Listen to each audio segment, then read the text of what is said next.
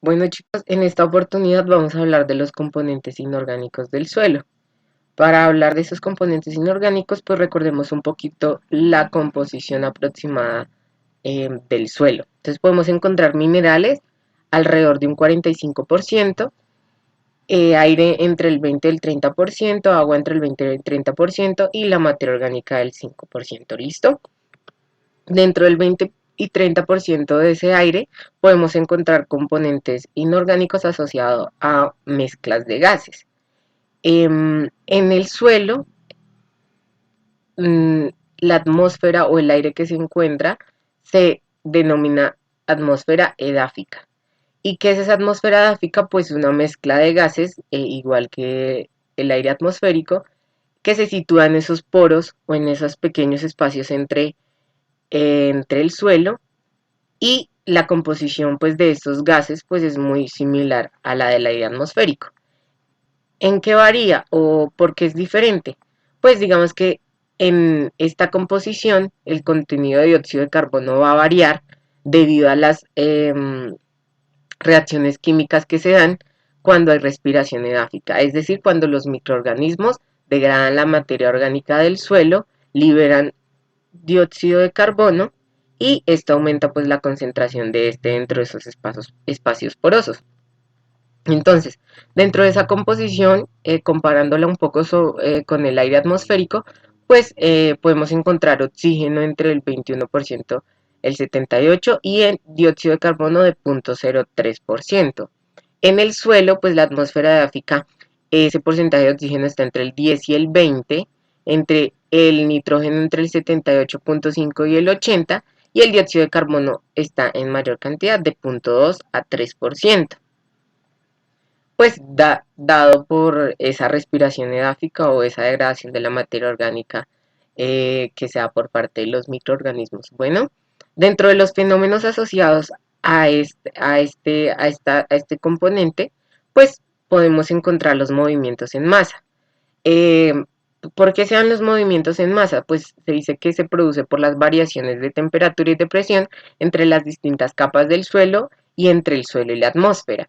Es decir, por ejemplo, cuando hay movimiento de placas tectónicas, cuando hay sismos, las erupciones volcánicas también se pueden considerar dentro de este fenómeno, y es cuando el suelo por sí solo se mueve.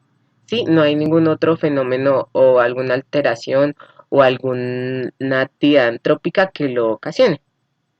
También encontramos cuando el viento pasa por la superficie del suelo, pues hace un intercambio entre el suelo y la atmósfera, y la composición de ese aire del suelo puede variar debido a la succión pues, de ese aire dentro de los poros del suelo. Y también cuando la lluvia cae, debido al peso de las gotas, pues lo que hace es intercambiar. Entra el agua, sale el aire y la composición también varía. ¿Listo? También se dan fenómenos de difusión y es precisamente por lo que les decía, como el suelo puede absorber ya sea aire, gases, agua, pues permite que los gases se intercambien selectivamente. ¿Por qué selectivamente? Pues porque no es que de una vez salgan todos los gases, sino que pueden haber arrastre debido al fenómeno que se presente, pues de los gases pues que se quieran o que selectivamente salgan o entren a la atmósfera edáfica, ¿no? ¿Por qué? Pues porque los gases del suelo tratan de equilibrarse, o esa concentración trata de equilibrarse con los gases de la atmósfera, y que digamos que la composición se asemeja un poco más, ¿no? ¿Por qué se producen esos cambios? Pues entre el oxígeno y el dióxido de carbono, ya que el dióxido de carbono, como lo decía antes, pues modifica la composición del aire de la atmósfera edáfica por la descomposición de la materia orgánica, pues con base a las reacciones de degradación presentes por parte de los microorganismos. ¿Listo? En el suelo se dice que hay menos oxígeno y más dióxido de carbono, pues precisamente por esos procesos de mineralización y de oxidorreducción que se pueden dar. Entonces, dentro de la litosfera, que es en donde nosotros estamos situados y que se dice que es la capa externa y rígida de la Tierra, tiene una profundidad variable de 10 y 50 kilómetros, está constituida básicamente por unidades de silicatos o de aluminatos, ¿listo? Entonces ya vamos a hablar un poco más adelante sobre los silicatos o los aluminatos, ¿listo? Entonces, dentro de esos componentes inorgánicos que pueden haber en el suelo, propiamente dicho, pues hay que tener en cuenta que varían, depende del diámetro de la partícula. Pues porque podemos encontrar coloides de arcilla con tamaños menores a 2 micras y podemos encontrar grava con tamaños hasta de 2 o más milímetros, ¿listo? Hasta llegar a las rocas. Entonces definamos un poco qué es un mineral y este se define pues como un compuesto inorgánico natural que tiene propiedades físicas, químicas y lo más importante, cristalinas definidas. Es decir, los minerales tienen una propiedad muy específica y es que su composición está detallada por una morfología cristalina definida. Entonces, si nosotros vamos a hablar de minerales, tenemos que hablar de dos tipos, los minerales primarios y los minerales secundarios. Entonces, los minerales primarios se dice que son formados a temperatura y presiones más altas que las de la superficie de la Tierra y pues digamos que dentro de esto se encuentran las rocas ígneas y metamórficas, pues resultado de la deposición de la lava, ¿listo? Además que pues a partir de esto se forman los minerales secundarios. Entonces, los minerales primarios son aquellos que no han sido alterados ni químicamente, ni antrópicamente, pues digamos, por todos los procesos que conocemos, pues para su formación, ¿no? Y un ejemplo de esto, pues, es el cuarzo. Entonces, por eso colocamos aquí una imagen del cuarzo.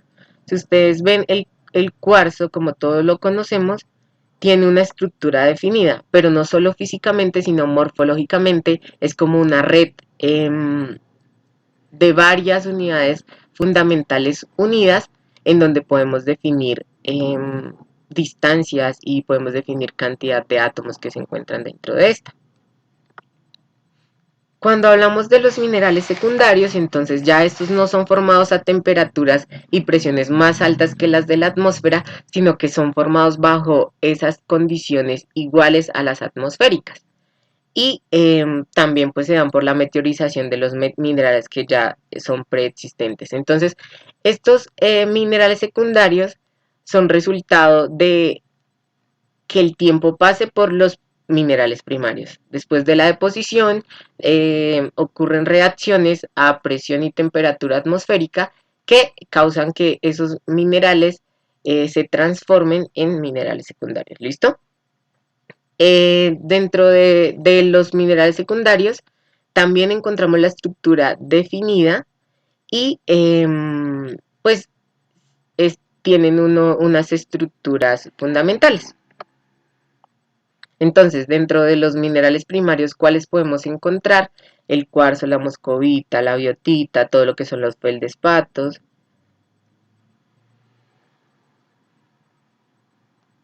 Y dentro de los minerales secundarios encontramos los minerales de arcilla, como la caolinita, la mormorillonita, la clorita, la vermiculita, y todos tienen en común unidades fundamentales.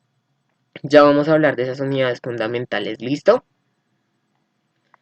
Entonces, qué es importante mencionar de las unidades fundamentales? Pues hay dos. Uno es el tetraedro de sílice y ustedes como lo ven aquí en la imagen, parece una pirámide formada por un silicio en el centro y por oxígenos que la rodean. ¿Listo? ¿Qué es importante pues de esta unidad fundamental? Pues que en muchos de los minerales con esta unidad fundamental pues tienen uniones por los oxígenos. ¿Listo? Cuando hablamos de los octaedros de aluminio,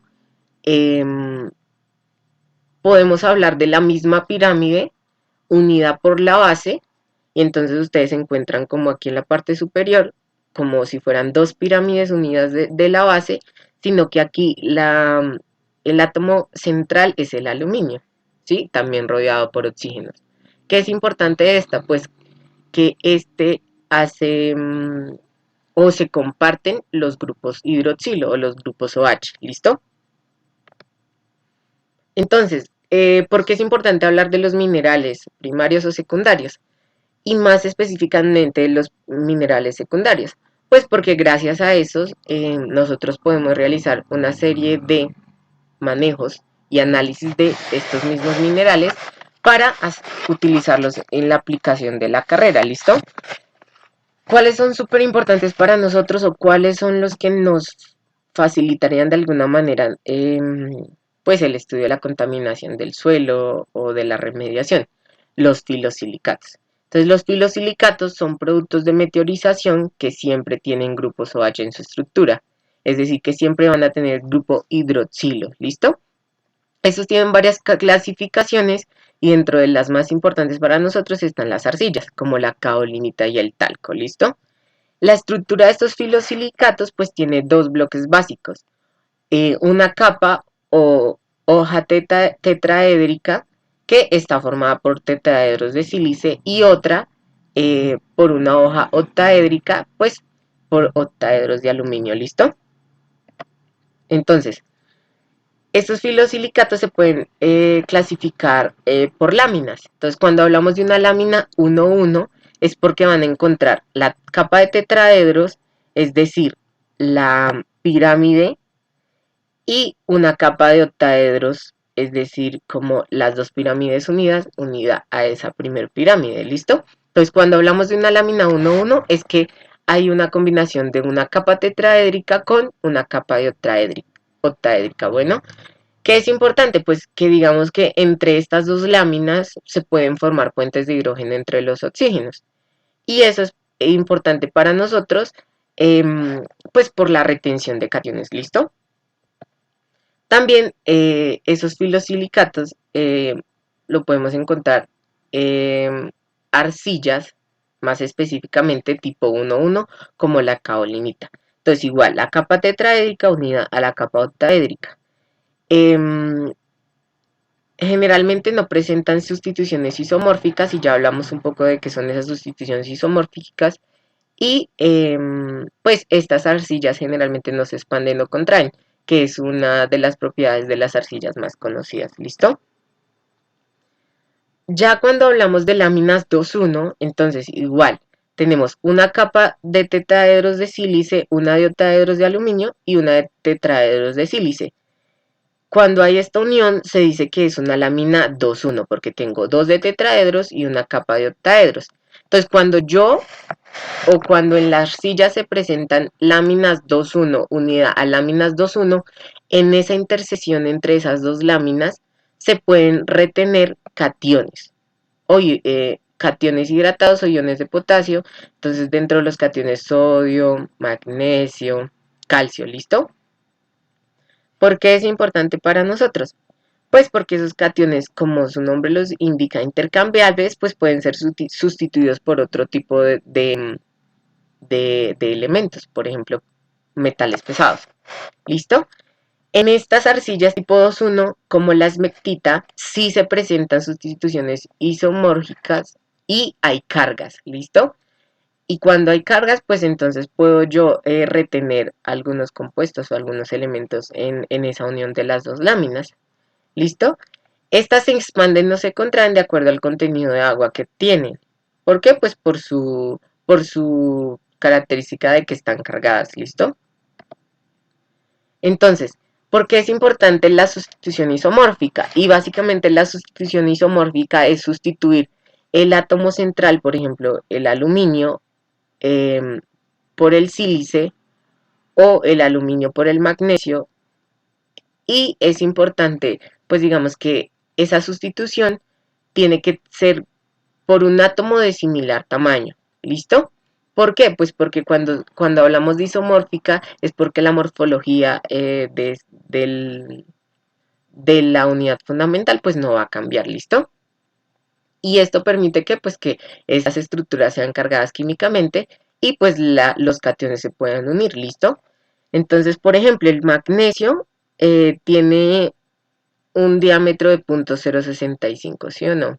No importa, en estas unidades, el rayo iónico.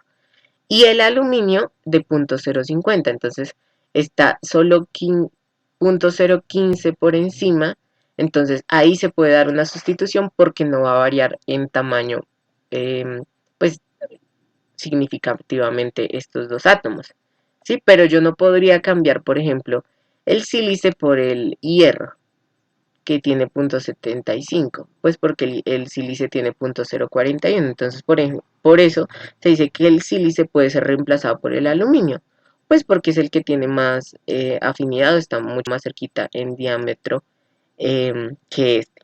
Pero el aluminio sí es más similar a los demás, entonces el aluminio sí se puede intercambiar por el magnesio, por el hierro, ya sea más 3 o más 2, ¿listo? Entonces, sustitución isomórfica es que pueda sustituir yo el átomo sin disturbar, por decir así, la estructura o la morfología de la unidad. ¿Listo? ¿Qué otros minerales secundarios podemos encontrar?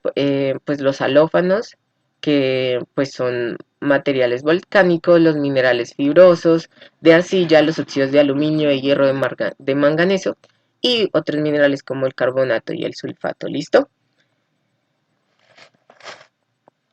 Listo, chicos, eso es lo que les queríamos contar con los componentes inorgánicos. Entonces recuerden que podemos tener minerales primarios, secundarios y pues todos los gases que están dentro de la atmósfera de África. ¿Listo? Muchas gracias.